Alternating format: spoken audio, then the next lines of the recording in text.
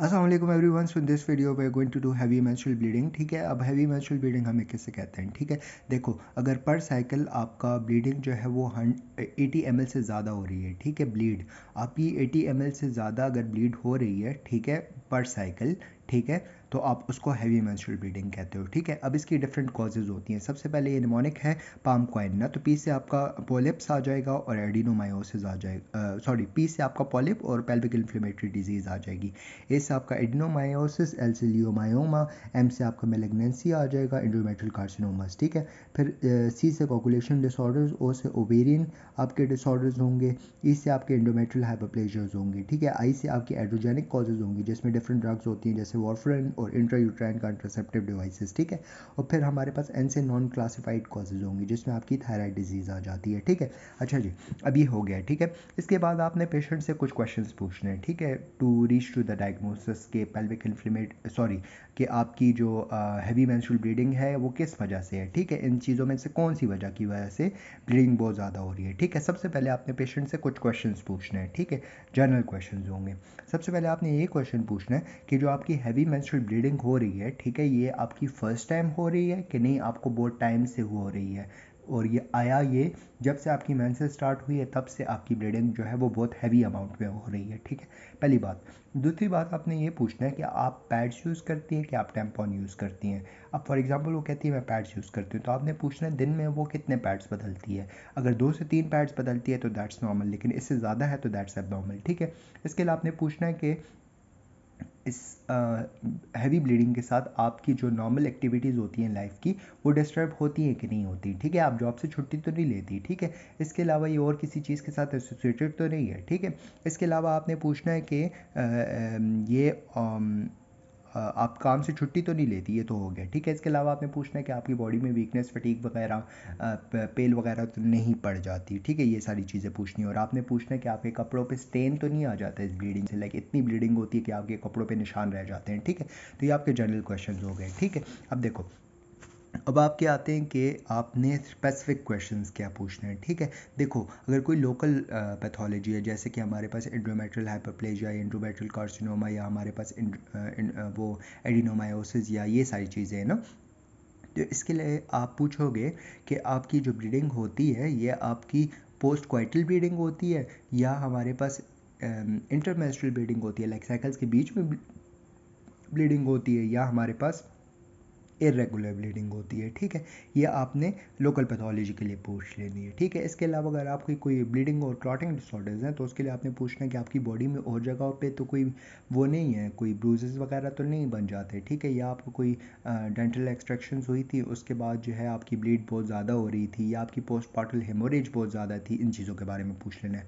फिर आपने vaginal discharge के बारे में पूछना है कि अब वजाइनल डिस्चार्ज तो बहुत ज़्यादा नहीं आता। ठीक है, और वो उसका कलर कैसा होता है, तो ये आपका पहले एक इन्फ्लेमेटरी डिजीज़ की तरफ लेके जाता है आपको। ठीक है, इसके अलावा आपने लोकल मासेस के लिए क्या पूछना, लोकल मासेस के लिए आपने abdominal fullness, abdominal pain, urinary complaints, क्योंकि ऑब्वियसली ब्लैडर पे प्रेशर आ जाएगा तो यूरिनरी कंप्लेंट्स भी होंगी। ठीक है, तो ये सारी चीज़ें पूछ लेनी है। ठीक है, इसके अलावा थायराइड की अगर आप चीज़ें पूछोगे ना तो उसमें आप ये पूछोगे पेशेंट से कि आपकी स्किन चेंजेस तो नहीं आ रही, आपका वेट लॉस तो नहीं हो रहा है। ठीक है, वेट चेंजेस वगैरह, स्किन चेंजेस, ये आपने थायराइड के लिए पूछनी है। ठीक है, अच्छा जी, फिर इसके बाद आपने कुछ एग्जामिनेशन करनी है। एक आपने एब्डोमिनल एग्जामिनेशन करनी है, पेल्विक एग्जामिनेशन करनी है। ठीक है, इसके अलावा आपने जो है ये एग्जामिनेशंस हो गई। इसके अलावा आपने साइन ऑफ एनीमिया देखना है और आपने cervical examination, abdominal, pelvic and cervical examination and sign of anaemia. ठीक है, अच्छा जी, ये हो गया ना। अब आपने इसकी इन्वेस्टिगेशन क्या करनी है। ठीक है, इन्वेस्टिगेशन में हमारे पास कुछ चीज़ें आ जाती हैं। देखो, सबसे पहले आपने पेशेंट को रूल आउट करना है कि पेशेंट को एनीमिया तो नहीं है, तो आपने सीबीसी करवा देना है जिसको में आपको एचबी का लेवल कम मिलेगा। ठीक है, इसके अलावा आपने थायराइड फंक्शन टेस्ट कर लेना है to rule out the thyroid abnormality. ठीक है, इसके अलावा आप ब्लीडिंग डिसऑर्डर्स के लिए पीटी, एपीटीटी, आईएनआर वगैरह कर लोगे। ठीक है, ट्रांस वजाइनल अल्ट्रासाउंड करते हो फॉर लोकल कॉज। ठीक है, कि लोकल कोई एबनॉर्मेलिटी तो नहीं है। ठीक है, इसके अलावा आप वजाइनल स्वैब लेते हो। ठीक है, इसके अलावा हम एक्सो वजाइनल स्वैब, ये सारी चीज़ें हम लोग ले लेते हैं। ठीक है, इंडोवाजाइनल स्वैप, सॉरी। तो ये हम लोग पैल्विक इन्फ्लेमेटरी डिजीज़ के लिए लेते हैं, ठीक है। फिर हम लोग करते हैं इंट्रामेट्रल बायोप्सी फॉर एनी कैंसर, ठीक है। अब इंट्रामेट्रल बायोप्सी के कुछ कॉजेज़ होती हैं। फर्स्ट, अगर आपने आपकी ट्रीटमेंट फेल हो गई है, ठीक है, आप ट्रीटमेंट कर रहे हो, ट्रीटमेंट आपको रिस्पॉन्स नहीं दे रही, तब आप इंडोमेट्रियल बायोप्सी करोगे, पहली बात। दूसरा ये कि अगर आपने कोई एबिलेटिव टेक्निक यूज़ करनी है तो उसके से पहले आप जो है एंडोमेट्रियल बायोप्सी करोगे, ठीक है। इसके अलावा अगर पोस्ट मीनोपॉजल ब्लीड हो रही है, ठीक है, मोर देन 1 ईयर मीनोपॉज को हो गया है, ठीक है, या हमारे पास पोस्ट कोइटल ब्लीड हो रही है, ठीक है, या हमारे पास जो एंडोमेट्रियल थिकनिंग है वो 4 mm से ज़्यादा है, ठीक है, तो इन केसेस में आप जो है एंडोमेट्रियल बायोप्सी करते हो, ठीक है। अगर एंडोमेट्रियल बायोप्सी फेल हो जाए ना तो फिर आप जो है वो करते हो हिस्टेरोस्कोपी गाइडेड बायोप्सी, ठीक है। अब आते हैं इसकी ट्रीटमेंट पे ना। ट्रीटमेंट में बेसिकली हम ना 6 चीज़ें यूज़ करते हैं मेडिकल ट्रीटमेंट में, ठीक है। देखो, मेडिकल ट्रीटमेंट में हमने 6 चीज़ें क्या यूज़ करनी है। पहली चीज़ होती है आपकी ट्रांस ट्रान एक्जेमिक एसिड, ठीक है। ट्रान एक्जेमिक एसिड बेसिकली हमारी एंटी फिब्रिनोलिटिक है, ठीक है। जो क्लॉट बन जाता है वो नॉर्मली हमारे फिब्रिनोलिटिक के ज़रिए स्ट्रेप्टोकाइनेज यूरोकाइनेज के ज़रिए टूट जाता है, ठीक है। लेकिन हाँ, एंटी फिब्रिनोलिटिक जो ट्रांस एक्जेमिक एसिड देते हैं ना तो उसकी वजह से जो क्लॉट बना होता है वो नहीं टूटता, तो ब्लीडिंग कम हो जाती है। पहली चीज़ आप ये देखते हो। दूसरी आप देते हो एनएसएइड्स। एनएसएइड्स में मेफेनामिक एसिड होता है। मेफेनामिक एसिड जो होता है ना बेसिकली क्या करता है कि यह आपका जो एबनॉर्मल बैलेंस था ना प्रोस्टाग्लैंडिन का, उसको मेंटेन कर लेता है। जब वो मेंटेन हो जाता है तो ब्लीडिंग रिड्यूस हो जाती है, ठीक है। इसके अलावा आप कंबाइन ओरल कंट्रासेप्टिव पिल्स देते हो, ठीक है। एक आप लीवोनॉर्गेस्ट्रिल इंट्रायूट्राइन सिस्टम ये आप देते हो, ठीक है। That's the first line treatment, ठीक है। और इसके अलावा नॉर इथेंस्टिरोन और जीएनआरएच एनालॉग वगैरह देते हो जिसमें आपका लुप्रॉन और जोलेडेक्स आ जाता है, ठीक है। अब ये 6 मेडिकेशंस मैंने आपको बताई है ना।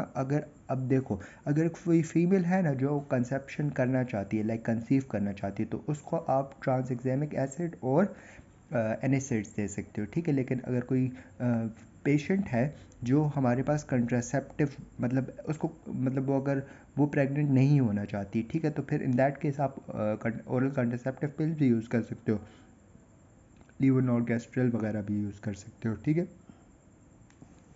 अच्छा जी, अब आते हैं सर्जिकल मेथड्स ना। तो सर्जिकल मेथड्स में हमारे पास क्या होता है ना, देखो, सबसे पहले हमारे पास इसमें बेसिकली कुछ चीज़ें होती हैं, ठीक है। देखो, एक आपका इसमें आ जाता है एंडोमेट्रियल एब्लेशन, ठीक है। अब एंडोमेट्रियल एब्लेशन जो होती है ना वो हमारे पास फर्स्ट जनरेशन टेक्निक होती है, सेकंड जनरेशन। फर्स्ट जनरेशन में आप क्या करते हो कि आप जो है वो trans cervical resection of endometrium कर देते हो, ठीक है। मतलब सर्वाइकल के सर्विक्स के ज़रिए जाते हो, इंडोमेट्रियल रिसेक्शन कर देते हो, ठीक है। Trans cervical resection of endometrium, ठीक है। और सेकंड जनरेशन में आप इम्पिडेंस कंट्रोल इंडोमेट्रियल एपरेशन करते हो, ठीक है, इम्पिडेंस कंट्रोल। इसके अलावा आप thermal uterine balloon therapy use कर सकते हो और माइक्रोवेव एब्लेशन यूज़ कर सकते हो, ठीक है। अच्छा, ये आपकी एंडोमेट्रियल एब्लेशन होगी। दूसरा आप क्या करते हो कि अम्बलाइकल आर्टरी की एम्बोलाइजेशन कर लेते हो, फिर मायोमेक्टमी कर लेते हो, ठीक है, कि आप मसल ही रिमूव कर देते हो ना, सही है। फिर लास्ट पे आपका आ जाता है एक चीज़ जिसको हम कहते हैं trans cervical resection of the fibroid, trans cervical resection of the fibroid, ठीक है। और लास्ट चीज़ है हमारे पास है हिस्टेरेक्टमी, कि आप पूरे और पूरा यूट्रस से रिमूव कर देते हो। जब यूट्रस ही नहीं रहेगा तो ब्लीड भी नहीं होगी, ठीक है। अच्छा, अब अगर आपके पास एक पेशेंट है ना वो एकदम सवेयर हैवी मेंस्ट्रुअल ब्लीडिंग के साथ पेशेंट आया है, ठीक है, तो आपने क्या करना है, सबसे पहले आपने पेशेंट को एडमिट करना है, आपने उसकी हिस्ट्री एग्जामिनेशन करनी है, ठीक है, और अपने इन्वेस्टिगेशन के लिए भेज देना है, ठीक है। फिर आपने आईवी लाइन एक्सेस करनी है। आईवी लाइन एक्सेस करने के बाद आप उसको बॉडी फ्लूइड्स दे दोगे, ब्लीडिंग को स्टॉप करने के लिए ट्रांसएग्जामिक एसिड, और इसके अलावा आप प्रोजेस्टेरोन दे दोगे, ठीक है। जब ब्लीडिंग स्टॉप हो जाएगी उसके बाद जो ऊपर हम लोगों ने सारी चीज़ें पढ़ी हैं ना, जिसमें हमारे पास 6 मेडिकल ऑप्शन थे और हमारे पास ऑलमोस्ट 5 जो है वो सर्जिकल ऑप्शंस थे, वो हम लोग यूज़ कर लेंगे, ठीक है। दैट्स इट, थैंक यू, जज़ाकल्लाह खैर।